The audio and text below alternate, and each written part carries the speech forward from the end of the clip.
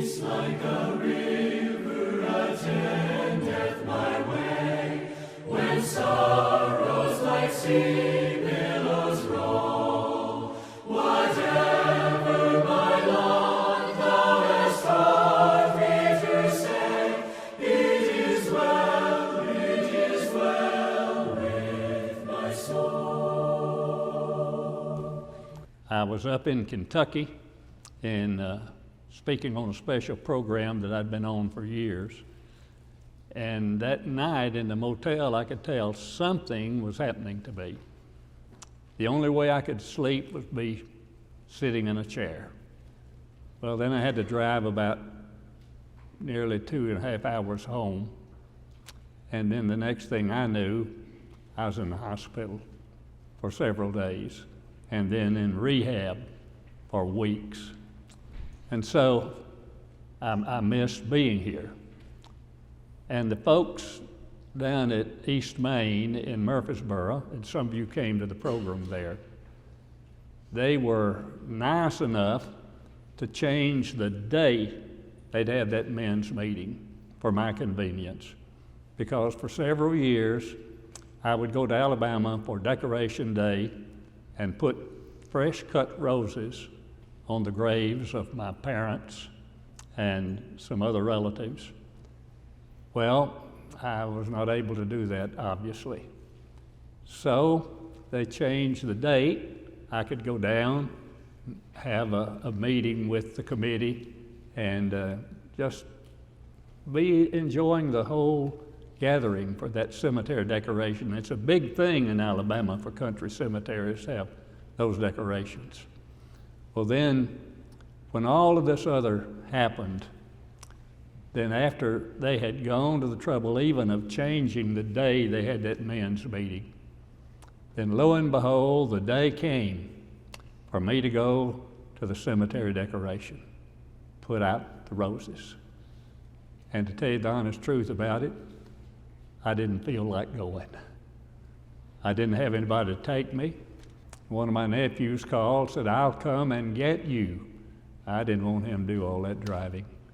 So I just stayed in bed. I missed all of that. But next year, the Lord willing, I'm going to have better plans, I hope. And one of my better plans next year, if I promise this church I'm going to be here like the Friends and Family Day, and I'm not advertising for something to do either. If I make a commitment, I've already mentioned to Joe the Servants' Day that I hope and pray I could be a part of, because it's one of the great, great gatherings.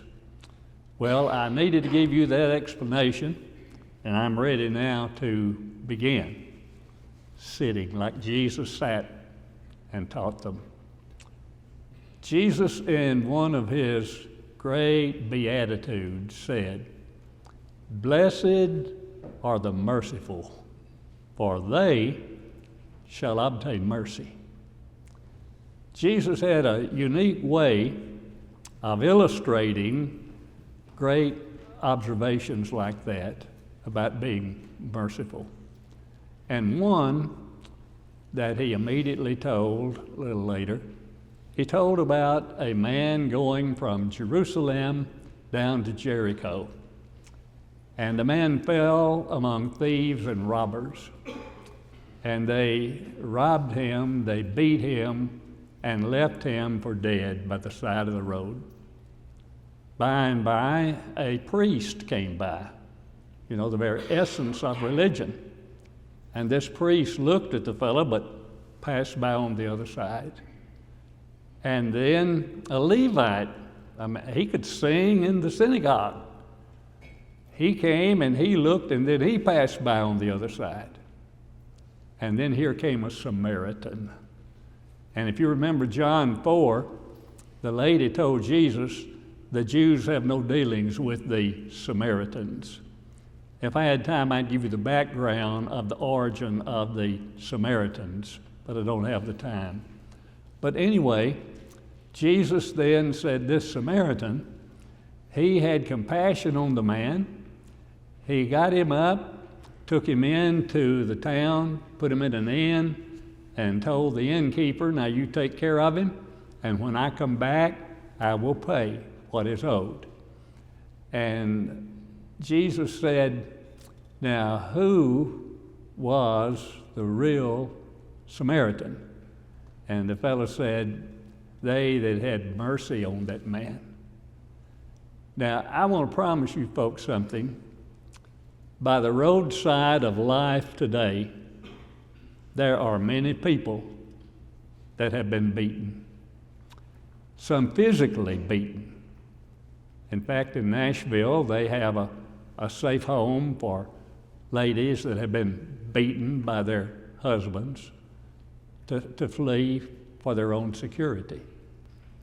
There have been many young people who have been beaten by the side of the road by some professor who was trying to intimidate them before the entire group, embarrass them. They have been beaten. And what they need is somebody who's merciful. When I think about somebody really, really being beaten, and you've seen this on the news, the way that those guys treated that young woman, I'm talking about the football players, the way they treated her. Now, I have a category for folks like that. They are subhuman. They don't belong with the human race. But there are any number of people that have been beaten. But I want us to key on what Jesus said. He that showed mercy. You and I have opportunities that come our way to be nice to people, to encourage people, and then in all possibility, when you have as many people as we have here this morning, some of you may feel maybe not physical abuse, but you may feel a type of emotional abuse. One of the sad things that Jesus said, from my perspective, is John chapter 16 and verse 32. The hour is coming when the Son of Man shall be gathered unto those that are going to afflict him. And he said, all of you will leave me alone. Now that very word, alone, you know, we have songs about it. How many times have you sung, I don't know anything in the whole wide world that's worse than being alone? And even out in the secular world, they have songs about being alone. Only the lonely know the way I feel tonight. So I think about being merciful to people, being kind to people, being nice to people. I think probably we all have met someone that for whatever reason seemed to talk down to people. I read about a man who, in hiring people for his office, the last thing he would do after all the interviews and the exams, he would take them to a restaurant and he would observe how they talked to the waitress or the waiter. And if they tried to impress him by talking down to that person, they'd lost it. He had no time for them. When a person came that we have hired to kind of help me at home, keep the house clean, prepare food, one of the first things I told them, I said, now, you know, my self-esteem is not at the mercy of me trying to boss you around. I will not do that. I'm going to treat you the way I want to be treated, with respect. You know, I read in a book one time, you do unto others, it's a paraphrase, do unto others as you would have them do unto you. That's pretty good direction right there. So when I think about showing mercy, being kind, being understanding, being helpful. That is so very, very important. Now, I want to give you 2 biblical illustrations of being merciful, and then I'm going to give you what I'll call an in-life explanation. Jesus told about a man that wanted his servants to give account, and one of them owed him $10 to $12 million. Now, I'm pretty sure it was Roman coin, the way they evaluated, because when Jesus said, bring me a coin, and he said, whose inscription is on it, and they said, Caesar's. Romans were in control, quite obviously. So this man owed a debt of $10 to $12 million. And so the verdict was given, okay, we're going to sell him, we're going to sell his family to pay on his debt. And the man begged for mercy. Be patient with me, said, and I'll pay you all. And it so moved this fella that he forgave the debt. $10 to $12 million. Well, then he went out and found a fella that owed him in Roman coins about a day's pay for a day's work. And he told this fellow, said, now you pay me. And the man said, be patient with me. No, sir, I want my pay right now.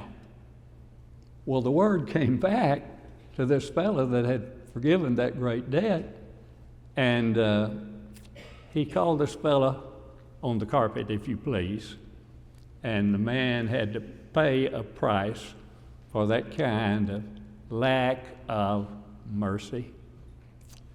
And then you can read where Jesus talked about people who would be kind and understanding and forgiving, and they were demonstrating mercy. I'm going to give you an in-life illustration. I have been blessed and honored several times to be invited to Houston, Texas, either to hold meetings or to speak at teachers' meetings and special occasions. And so I was being told a story one time about a man, a businessman, prominent businessman, on his way to one of the club meetings.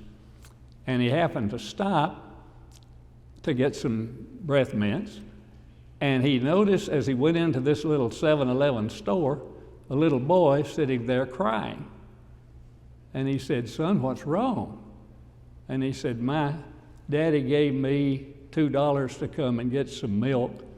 And he said, I've lost the money on the way here, and my daddy is home drunk, and when I go home, he's going to beat me. The fellow said, son, go with me. They went in the store, and he told the fellow, said, sack this boy up some milk. He said, now, son, you come over here, you pick out any candy you want and as much candy as you want. So the little boy picked him out a sack of candy. And then he looked up at this fellow and said, I wish you were my daddy. The man said, I missed my club meeting that night. I drove around different parts of Houston looking for a 7-Eleven store where there was a little boy crying. Now that's my in-life illustration for you. So I think in terms of the possibility of all of us showing mercy. I don't know about you, but I need that. And one of the things that I have as a child of God, I have access to God's throne. And when the Hebrews writer over in chapter 3 says, we have not a high priest which cannot be touched with the feelings of our infirmities, but was in all points tempted like as we are, yet without sin. And then a little later he would say, let us come boldly to the throne of grace that we may obtain what? Mercy. Come to the throne of grace that we may obtain mercy and find grace to help in time of need. One of the great blessings of the Christian life is having access to God's great throne of mercy.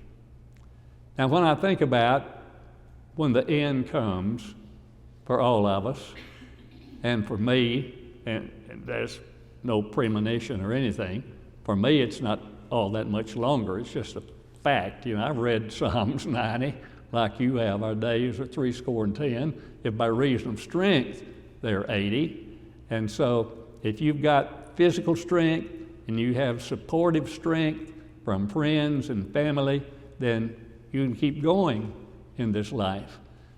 But when I read the little book of Jude, right over next to Revelation, he says, keep yourselves in the love of God, looking for the mercy of the Lord to everlasting life.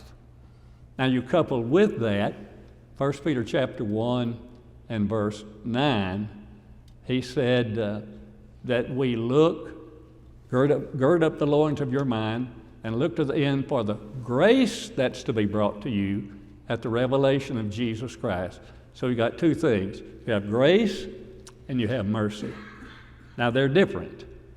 We know that grace is when God gives us what we never could earn, never could deserve, never could merit. It flows out of His great love for us, as we read in Ephesians 2. And then over in Jude, he says, you look for the mercy of the Lord for everlasting life. I have tried on different occasions to comfort people who were nearing the end of life's journey and just felt like, to use the expression, I haven't been good enough. Well, none of us are good enough that we can demand entrance into heaven. It'll come through the grace and mercy of God. Now, God's grace is when He gives us that we don't deserve, and God's mercy is when He doesn't give us what we deserve.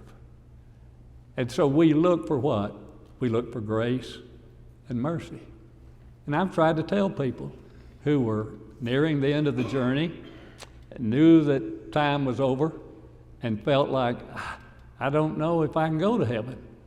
I've reminded them, you look for two things now when the Lord comes.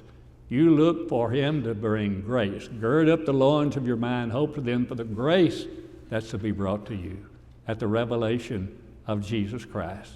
Tie into that God's grace and God's mercy, and as surely as you have attempted as a baptized believer in Jesus Christ to live for the Lord, your problem is not, am I going to go to heaven? Your problem is, could I miss it?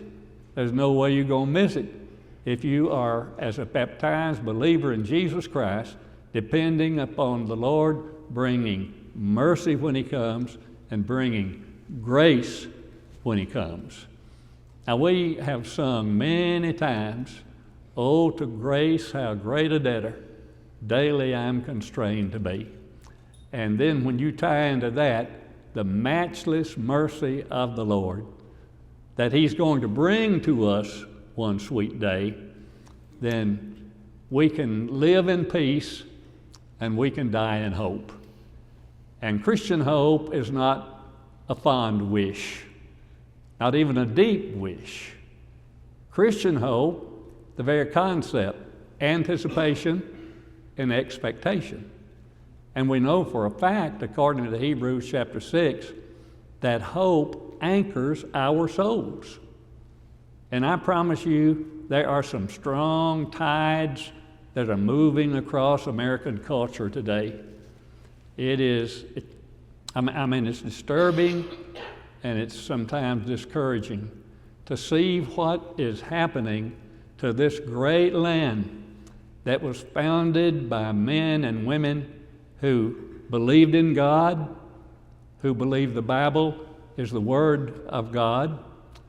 I do a program, I first did it on the television program. I do a program where I take different pieces of money, like you start with a dollar bill, and I can quote in this program what George Washington actually said about the relationship of our government and our very way of life. And you can trace that thing, and I've traced it way on down, the days of Andrew Jackson. Now, a lot of folks have trouble with Andrew Jackson because of the Trail of Tears. But Andrew Jackson, and I finally found what I was looking for, he said that this book is the rock on which our republic stands. So I've traced it all the way down, from all the way through Thomas Jefferson and the Declaration of Independence. And when I found in the background why he would say that all men are created equal and endowed by their Creator with certain unalienable rights, that goes all the way back to a prominent British jurist who said, as a believer in the Bible, he said, our rights and our freedoms come from God. Amen. So when I think about looking at the end of the journey and for the grace and the mercy of the Lord, that gives me hope. What do you mean? Anticipation and expectation. And so I'm not going to be carried away with some of these trends, some of these things that are happening in our culture today. It's a sad story, folks. And sometimes when I'm making a presentation with the money showing how it connects to men who believed in the Bible, they want to know if I'm a Republican or a Democrat. I say, I'm a Christocrat. If you want to classify me, I'm a Christocrat. So don't try to pigeonhole me there. If you're a Democrat, that's your business. If you're a Republican, that's your business, and I have no right as a preacher to tell you which side you got to be on. I'm a Christocrat. I just want to try to find somebody whose values are consistent with the very purpose of our country. Now, when you have this kind of hope, you're anchored. I've traced this thing. It is sad, the number of people in the United States now who claim they don't even believe in God. I did a book not too long ago, and I have a chapter in there on the demise of denominationalism. And I quote prominent denominational leaders who are practically wringing their hands because of the people that have dropped out of their denomination. Well, where do they go?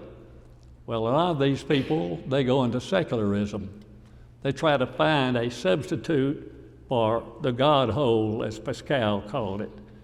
He said every human being is born with a God hole in the heart that can only be filled with a right relationship with God. And were it not so sad, it would be downright amusing to see how people are trying to fill that need for God.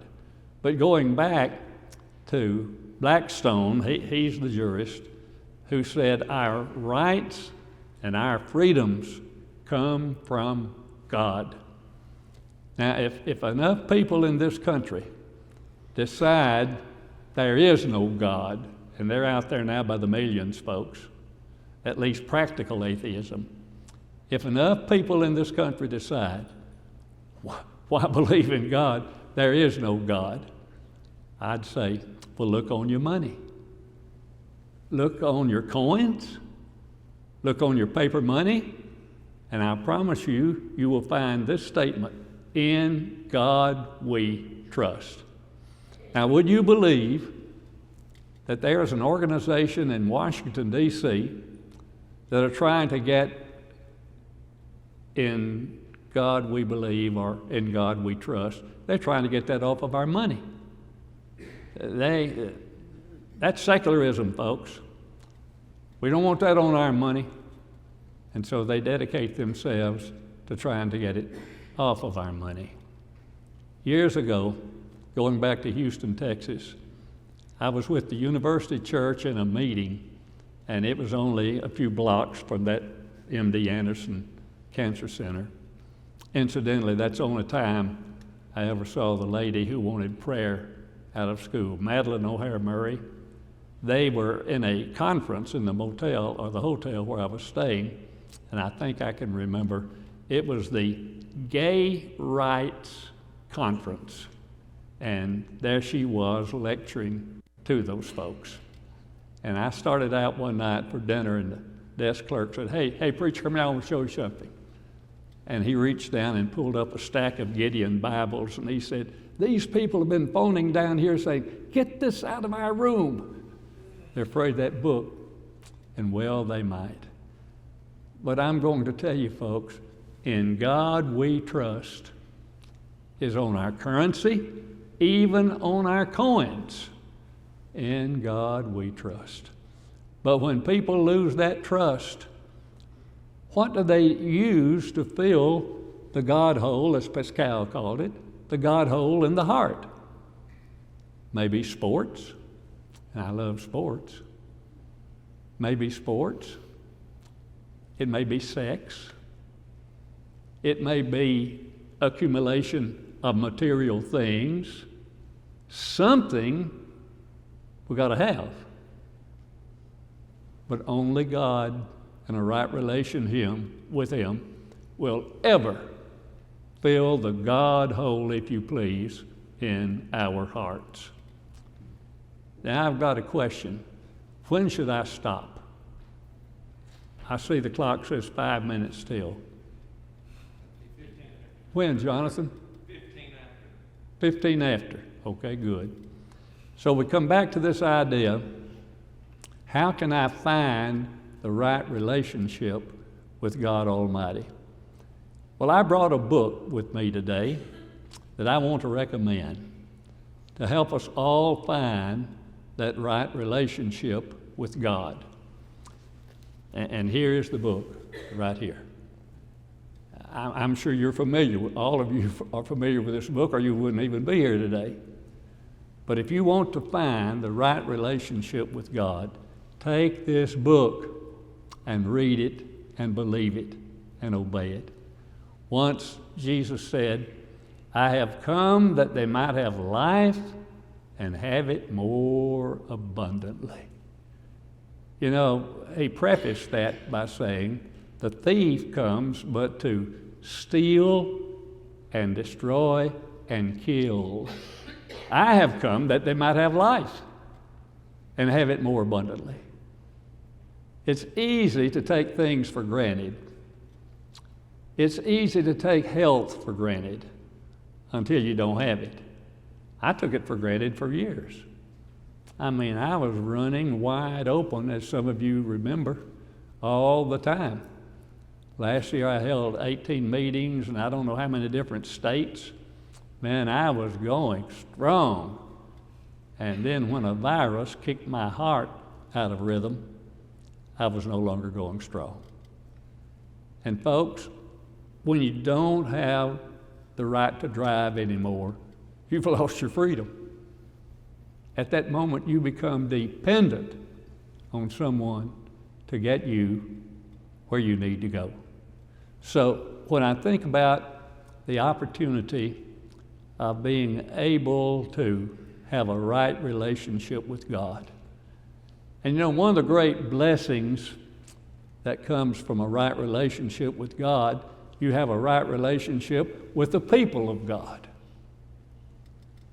One of the richest treasures that I have is association with the people of God.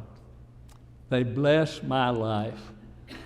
This is the first year I was not able to be on what they call polishing the pulpit. I had been on it from the very first time. There were some preachers in Jacksonville, Alabama, that wanted me to come down and kind of give them a crash course in homiletics. And from that time, I was on the program every year. And it has grown. If any of you were there, this year they had over 4,000 people there for it. And the people that were over there praying for me, I got word they were praying for me. And I've already gotten, I couldn't tell you how many cards from people. I'm going to tell you, the best people on the face of God's earth are God's people. And when you have that relationship with God's people, you are indeed a rich, rich person, because you have something that money cannot buy. If you had all the money in the world, you cannot buy true friendship. It is a gift of God. And true Christian friendship comes with a package deal. It comes with brotherly love. It comes with brotherly concern. It comes with a willingness to help any way that you possibly can.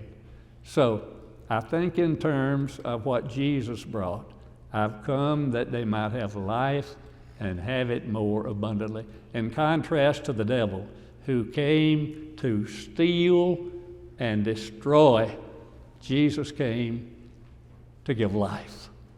And the great blessing of that life is peace and joy. How much would you quantify the value of peace of mind? How many people are trying to find peace of mind in the bottle or in drugs? You won't find it. You'll find it only in a right relationship with God Almighty. So I've come that they might have real life, a life of peace, and yes, a life of joy. God's people are happy people. Studies have shown that people with a good, positive attitude tend to have healthier hearts and tend to be healthier people. Years ago, I was privileged to write a book when all parents and grandparents practice medicine without a license. And I interviewed a lot of older people about the remedies they used back in what some call the good old days. I mean, before we had access to antibiotics and heart transplants and all of that. And to find people even in that era, and that was the era in which I was born, to find people of that time, if you found people that could laugh and that enjoyed life, that tended to promote their own health. And if you met people that were pessimistic, that couldn't see anything but the dark side of life. Now, none of you are old enough to remember an old song the Carter family used to do on the Grand Ole Opry. It said, "There's a bright and sunny side of life. There's a dark and a dreary side too. Keep on the sunny side." That was the chorus. Keep on the sunny side. Now, I'm not going to sit around at home and bemoan the fact I can't drive anymore and I don't have that kind of freedom anymore. I write books. I keep myself busy writing and answering the phone, people calling, trying to help people with certain problems in life. But I'm not about to spend my last days as a pessimist. You know, a real pessimist is a fellow who feels bad when he feels good for fear he'll feel worse when he feels better. And I've often said, I want to be an old man, and my grandkids say, "You're already there, fella." I want to be an old man, but I don't want to be a sour old man. I don't want to be a grumbling, griping old man. I want to keep on the sunny side of life, and that's what I try to do. I was in a meeting, I think in Dallas, Texas, and in the hotel where I was staying, after 2 or 3 days at breakfast, they get to know your face. So I went down to sign my check one day, and this lady looked at me and said, "Well, what do you know today?" And I looked her straight in the face. I said, "I know today I wouldn't swap the way I feel for the ego boost of a $10,000 funeral if everybody looked at me said, 'My, doesn't he look natural?'" And she was shocked until she said to me, "Man, you are weird." I said, maybe so, but I love life. Love life. I read in the Bible, he that will love life and see good days. I'm in 1 Peter chapter 3, as you know. He that will love life and see good days, let him refrain his tongue from evil and his lip that they speak no guile. Let him turn away from evil and do good. There we are, the merciful folks now. We're doing good. Seek peace and pursue it, because he says the eyes of the Lord are over the righteous and his ears are open to their prayers. How would you quantify the value of being able to pray? You know, there are different kinds of prayers. I'm in the process of trying to get an article together on what the disciples asked Jesus one time, Lord, teach us to pray. We have to be taught how to really pray. When I pray for people, and it takes me a little while to run the list, I take their name before God's throne in prayer. Now, when you look at the prayer that Jesus taught the disciples to pray, it doesn't take very long to pray it. Our Father who art in heaven, hallowed be thy name. Thy kingdom come, or we'd say spread today. Thy will be done on earth as it is in heaven. Give us this day our daily bread. Forgive us our trespasses or debts as we forgive those who sin against us. Doesn't take you very long to say that prayer that Jesus taught the disciples to pray. But sometimes people pray and pray and pray and pray. The longest prayer I've ever heard about was prayed at the Freed-Hardeman graduation back a few years ago. 30 minutes. That's a little long, I'd say, for a prayer. I was in a meeting down in Adamsville, Alabama, and they wanted to have a day service so the working people could come to the day service and didn't get on to their jobs. And the late Bobby Duncan was explaining it to folks. He said, now we're going to have a day service in this meeting. We're going to have one song, we're going to have a prayer, and Tom's going to preach, and we're going to get you out in 30 minutes. And then he said, now if you're not caught up on your praying, we don't want you to lead. But if you're caught up on your praying, then we want you to lead. So prayers do not have to be eternal to be immortal. Someone was telling me about this elderly couple. They arrived late for the worship service, and a deacon was kind of keeping the door and welcomed them in, and they apologized for being late. He said, no, you're not really late. Said, old brother so-and-so, called his name, said, he's leading prayer today, and he said he just got the children of Israel across the Red Sea, saying we've got 40 years to go through the wilderness. So prayers do not have to be eternal to be immortal. But now I'm going to tell you, it takes me a while with my private prayers. I've got a whole list of people for whom I pray every day, many of whom are battling cancer. Many are trying to get over cancer. They have it in remission and praying that God will keep it in remission. But public prayers, I don't want them to be eternal to be really successful. And I'm not telling you how to pray. You pray the way you pray. That's your business and not mine. Back to this idea. When my Lord comes, I tell you what I'm looking for him to bring for me. I'm looking for him to bring me mercy. That's what we're talking about. Blessed are the merciful. That's what Jude said. Jude 21. Look for the mercy of the Lord for everlasting life. That's what I'm looking for. And then I'm looking for grace, because 1 Peter 1:9, gird up the loins of your mind and hope to the end for the grace that's to be brought to you at the revelation of Jesus Christ. So as surely as I am doing what I can to serve my Lord, I confess his precious name. I was baptized into Christ. I know what he's going to bring me and what he'll bring you. If you're a baptized believer, he's going to bring you grace and he's going to bring you mercy. And that will be your hope. That is my hope. And so Jesus said, "Blessed are the merciful, for they shall obtain mercy." I'm going to conclude. I've got 5 minutes, and they say the longest 5 minutes in the world is when the preacher says, "Now in my last 5 minutes." Well, I see on the clock, I've got 5 minutes. I want to thank this church again. I told Drew and Anna that I was honored to preach for this congregation many, many years ago. I guess I was probably 26, 27 years old at the time. And this church has done nothing but bless my life.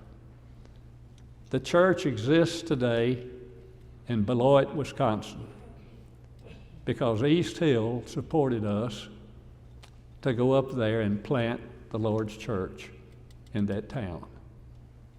East Hill is the one that supported it, so I could go and my family and do that.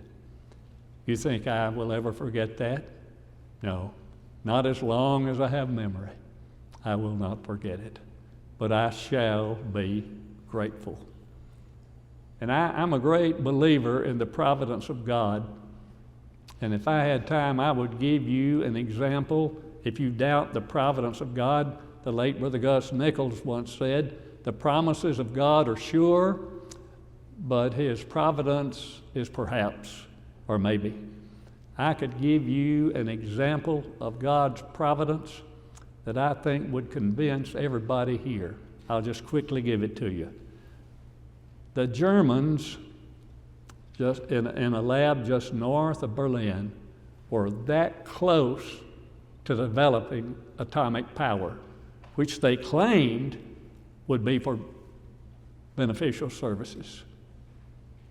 The French found out about it, and they sent commandos in to destroy that clinic.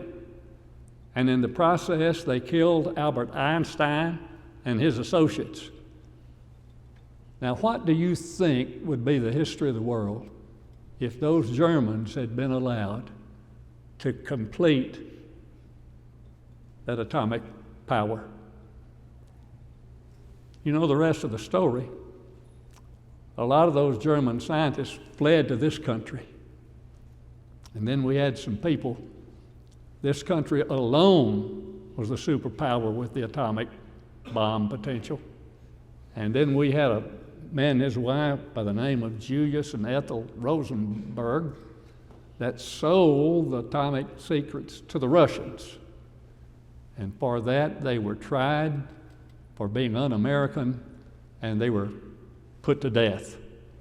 And so I've often thought, what if Hitler and the Germans had developed that atomic bomb? Now, I'm talking to you what I believe is God's providence. God did not let that happen through His providence to give those people access to the ability to control the world. This country has a decency about it. There are enough decent people left. Folks are asking me, why doesn't God destroy this country? Look what He did to Sodom. My answer is, but you remember, if they'd found 10 righteous people, God would not have destroyed Sodom.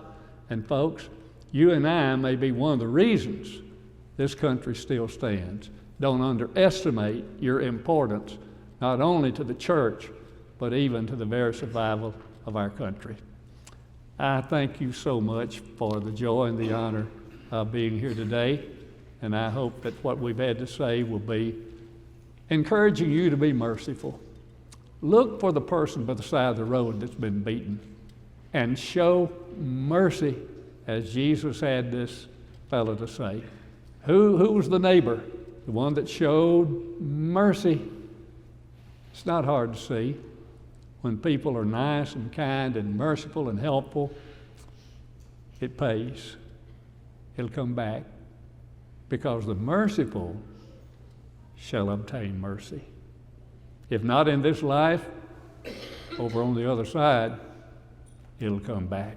Oh, you were the merciful one. That's right. Thank you for your good attention.